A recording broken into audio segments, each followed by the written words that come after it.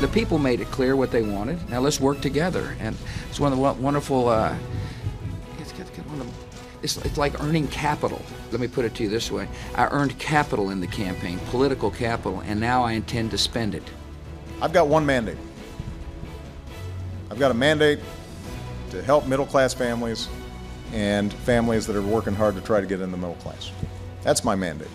President Bush in 2004 and President Obama this week with different ideas about the power of their mandates after re-election. And we'll get to that with our roundtable in a moment. We're joined, as always, by George Will, Donna Brazile, Jonathan Karl, Congressman Xavier Becerra, the vice chair of the Democratic caucus in the House, and former House Speaker Newt Gingrich. Thank you all for being here. George Will, I want to start with you, and I want to start with Israel. This is a conventional war that we've been looking at in the past week. We've come, in a sense, a full circle from the War of Independence in 1948, which was won essentially with small arms by Israel, to the great tank and air battles of the Yom Kippur War in 1973. Israel's enemies tried to destroy it with conventional warfare. Having failed at that, they went to terrorism, suicide bombers, and all the rest. And Israel, which before had to be on the offensive because it had no strategic depth, went on the defensive. They built a fence. The problem is you can get over a fence with rockets, and there are rockets by the tens of thousands there now. Now, Senator Levin a moment ago praised rightly the Iron Dome anti-missile defense system, but any missile defense system can be overwhelmed by numbers. And the danger is, and Israel will not sit still for this, that they will have to go in and stop the source and supply of the rockets. Speaker Gingrich, just a few minutes ago, Benjamin Netanyahu tweeted that they are ready to escalate this. What do you see? Where do you see this going? Well, I think two things. One is, to end all this talk about the peace process. You have a permanent war in the region. You have people determined to destroy Israel. They spend all the periods of non-war building up the weapons to have war. And then when they think it's appropriate, they wage war. And then they go back to saying, oh, no, let's talk about a peace process while we accumulate more weapons. Second, I think the Israelis, this is very deliberate. The Israelis have analyzed an Iranian wing of Hamas and an Egyptian wing. They are methodically destroying the Iranian wing.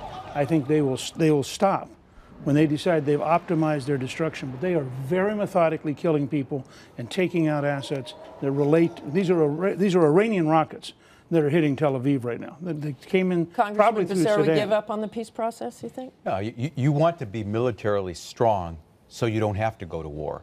And so whether it's Israel or it's the United States, you want to always be strong. But what you want to do is get to the negotiating table, because that's where you broker the best agreement. And so I think the president has been clear. He's been forceful. America is speaking with one voice. And we have to see us get back to the negotiating table. John Karl, what happens if this does escalate? How should the U.S. be approaching it, in your view? How is the U.S. approaching it? Are we doing enough? Well, what's interesting is you see absolute agreement across the board, as you always do when it comes to Israel, that Israel is within its rights to defend itself. That is what this is about. This is responding to persistent attacks on its territory with these rockets. But the administration's also made it clear they don't want this to escalate, and that's the message they are sending. The president is sending to the Israelis. But this is a big test for President Morsi. I mean, remember, Hamas is the Egyptian president. That is correct. Hamas is a member of the so-called Muslim Brotherhood. So the President Morsi has dispatched diplomats to the territory to try to de-escalate the tension. He's in touch with Turkey, the Arab League, to try to get Hamas to bring back. He's also signaling to Israel that he wants to protect the Palestinian population.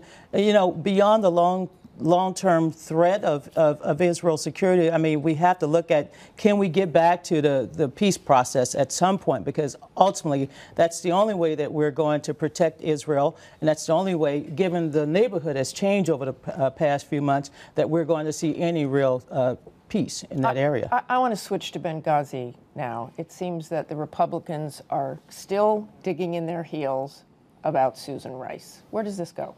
Well, they sent out Susan Rice rather than, say, the Secretary of Agriculture, because presumably she could or certainly the Secretary of State. Well, the Secretary of Agriculture could read talking points prepared by the CIA. Did she mislead the country? Of course she did, in saying that this was a movie review gone bad somehow.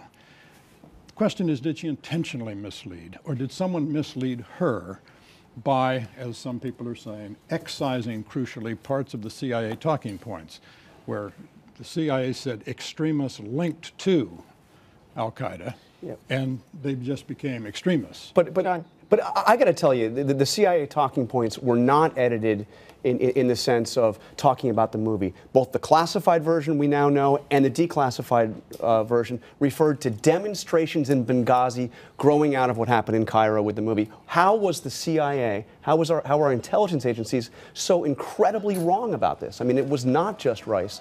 Regarding her confirmation, I can tell you that she probably almost certainly wins confirmation if the White House goes forward with this. And the White House is signaling clearly that that is where the president is heading right now, whether or not he goes through it or not. But Democrats, I mean, it'd be interesting to hear what you'd say about this, but what I'm hearing from Democrats in the Senate is they don't necessarily want this fight right now because it will be 3 weeks of battles over the Rice nomination focusing on Benghazi, because it will be filibustered. Not all Republicans will go along with the filibuster. The filibuster will not be successful, but this will be a battle that will consume 3 weeks. Martha,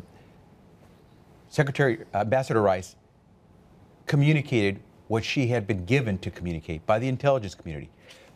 Senator McCain and Senator Graham's beef is with the intelligence community, not with Ambassador Rice. If Ambassador Rice had said something other than what she was told to say by the intelligence community, they'd be attacking her for having said something other than what she was supposed to say. Is this about something more? Absolutely. Is something more going on here? November 6th passed, but in the eyes of some, the election's over, and why are they digging in on this? this? We're still in campaign mode, and that's unfortunate. Well, in the fog of war, I mean, this is, you know, I mean, Colin Powell gave talking points and Adelaide Stevenson during the Bag of Pigs, I mean, gave bad talking points. I mean, I think this is just the politics. I mean, it's bizarre the way that Senator McCain just totally questioned her qualifications for positions she has not even been nominated for, and went so far as to even suggest that maybe she's not a smart person. And Ambassador Rice is a very extremely qualified, smart, dedicated public servant, clearly. I think the attacks are purely political. But there are all these investigations going on. Why don't we just allow these investigations to conclude before we learn the lessons of 4 brave Americans killed in Libya? There is a larger issue. Why were they so wrong? Oh, absolutely. The intelligence is, that issue seems to have gone away, and everybody's focusing on Susan Rice now. But I'd like the hearings tell us, rather than speculate. I'd like to move on to Dave Petraeus, who we've been talking about. Yeah, quickly. One brief point, which is, if we didn't understand what was going on in Benghazi, a relatively open city where we actually had people, why do we think the intelligence community knows what's going on in Iran? I mean, well, those questions, we've had those questions for many years, and people are asking those questions. And the CIA was consistently wrong in a consistent direction about Soviet missiles, about Soviet economic growth. The record of error is I think we'll have questions about a lot of those. Our beef is with the intelligence community. I think we've made that pretty clear right here. I think we've made that pretty clear. Let's move on to Dave Petraeus. You know, he was in these hearings. We thought this might calm down this week. It has not.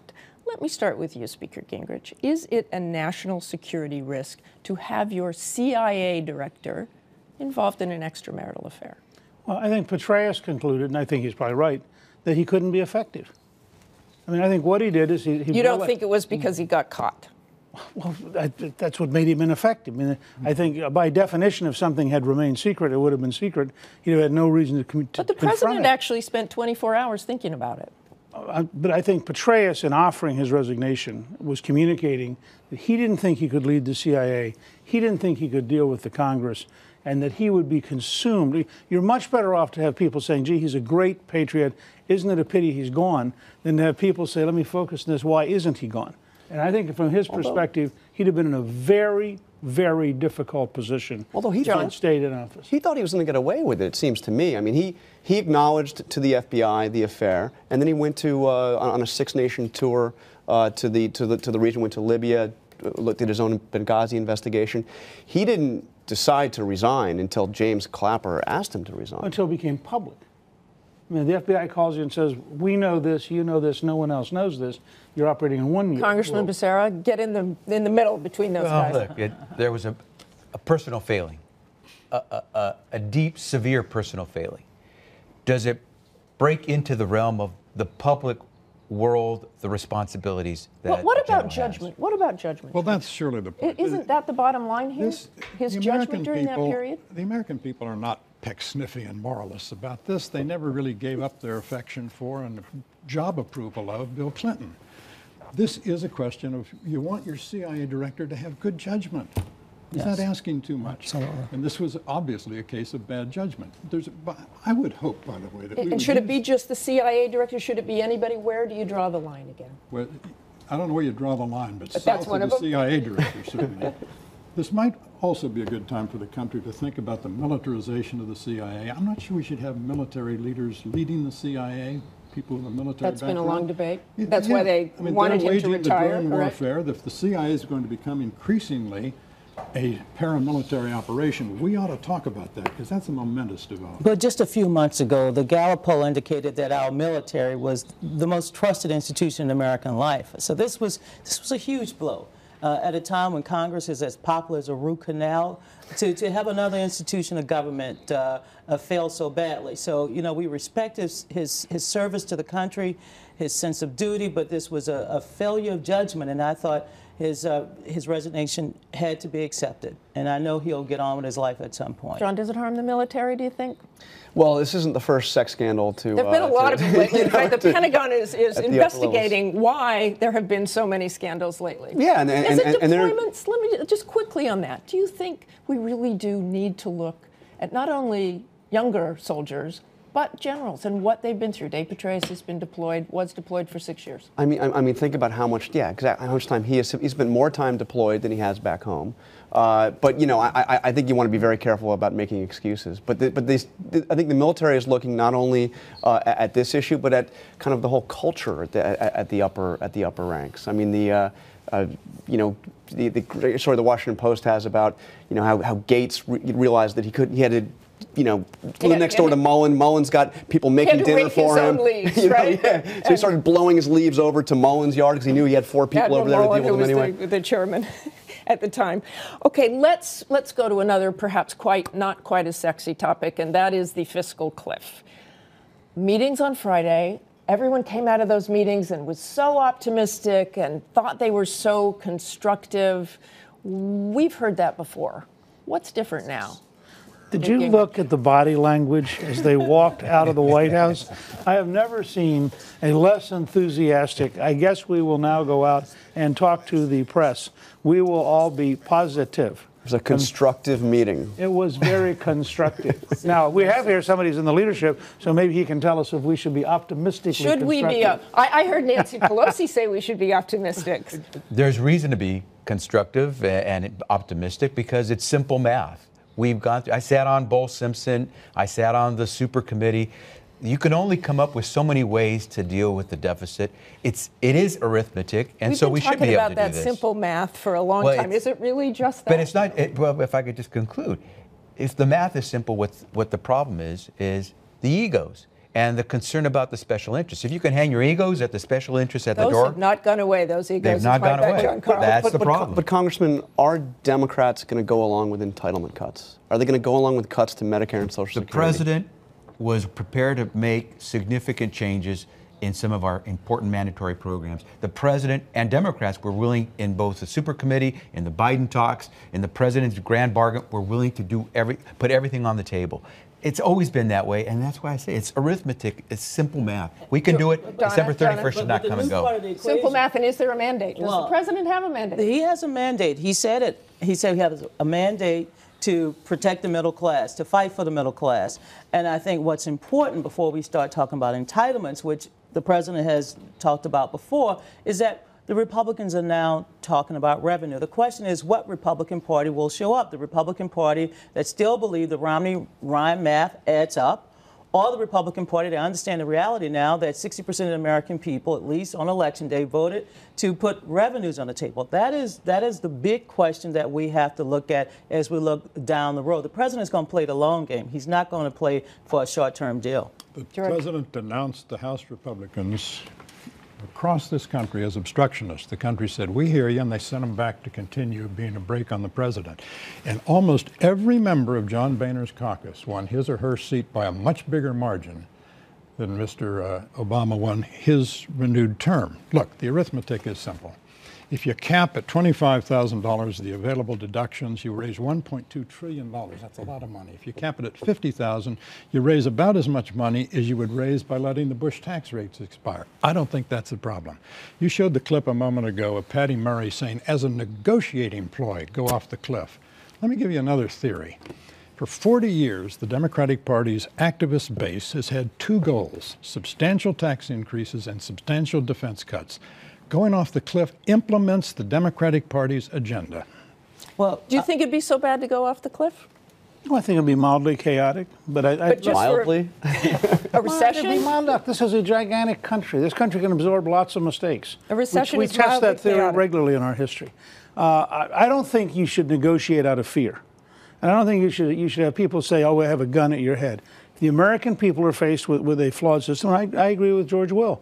The fact is there were two mandates, not one. There's a mandate for the president and there's a mandate for the House Republicans. And should the House Republicans consider some revenues? Maybe. But I watched Reagan get taken to the cleaners. I watched George H.W. Bush get taken to the cleaners. This idea, give us the taxes this week and we will presently someday eventually give you some spending cuts, is not a very appealing thing. And I would hope Republicans would be very careful about whether there are genuine reforms and entitlements. John, Karl, you were shaking your head about it being mildly chaotic. Well, you know, I think that what we're having now is both sides are hearing to a degree what they want to hear. So the Democrats hear the Republicans talk about revenues, and the Republicans hear the Democrats, making, vague statements about entitlements. But there's a lot of space here. I mean, Nancy Pelosi told you directly that she would not agree to anything that did not raise rates. That's a starting point, huh? Yeah. Okay, we had some controversial comments this week by Governor Mitt Romney in a conference call with donors. Let's listen to that.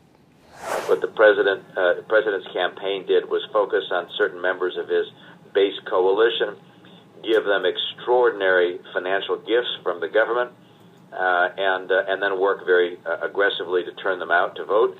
If you want voters to like you, the first thing you've got to do is to like them first. And it's certainly not helpful to tell voters that you think their votes were bought. This is completely not helpful. This is not where the Republican Party needs to go. What do you think of that? Is that where the Republican Party needs to go? I just think it's nuts.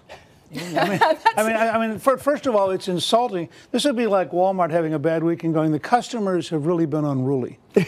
I mean, the job of a political leader in part is to understand the people. If we can't offer a better future that is believable to more people, we're not going to win. And how do you do that, George Will? How do you do that? You begin where Bobby Jindal was. It's been well said that you have a political problem when the voters don't like you, but you got a real problem when the voters think you don't like them.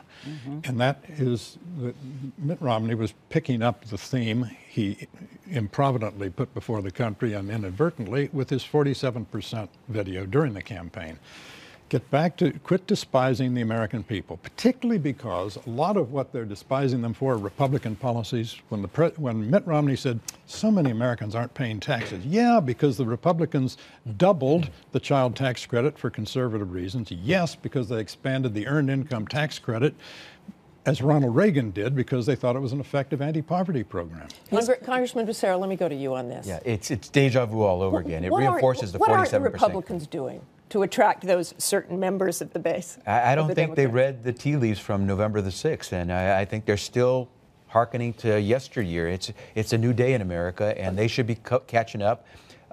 He is the de facto leader of the party. Mitt Romney is still there, and so his comments remind folks of the 47% comment, and it's unfortunate for them because they have to figure out a way to distance themselves from a guy who doesn't get it. I have to say he is not the de facto leader of the Republican Party. I think what this did is hastened Romney's departure completely from the scene. Romney has I mean, I talk to Republicans now, they talk about how, we'll never see him speak at a convention again. People aren't going to be going to his door begging for his endorsement 4 years from now. That's a great question. Okay, so he's the de facto leader. But his comments went over like a lead balloon with just about everybody. Especially Republicans. Especially Republicans, and I agree with my home state governor, Bobby Jindal. So But I have to tell you, I saw a lot of people over the last couple of days, and they kept saying, "Where's my gift?" I mean, no one believes that we're getting gifts from the government. I was at a party last night. Everybody said, "Can you tell the president we want some gifts?" I'm like, "Yeah, the gifts that he will give to the American people, it will come with an improved economy, and that's what we all want." Quickly, George. Well, we're all getting a gift. We're getting $5 worth of government services and being charged $3 for it. And where does the Republican Party go? Mitt Romney, do you agree, is finished? I think Romney is not a leader. I think the Republican Party has many He's leaders. Finished? No, well, I think he's finishing himself at this rate. But I think the Republican Party has many leaders. We have a whole new generation. Bobby Jindal's a good example. Susanna Martinez. You're going to see a whole wave of new people coming along, and that's good for the Republican Party.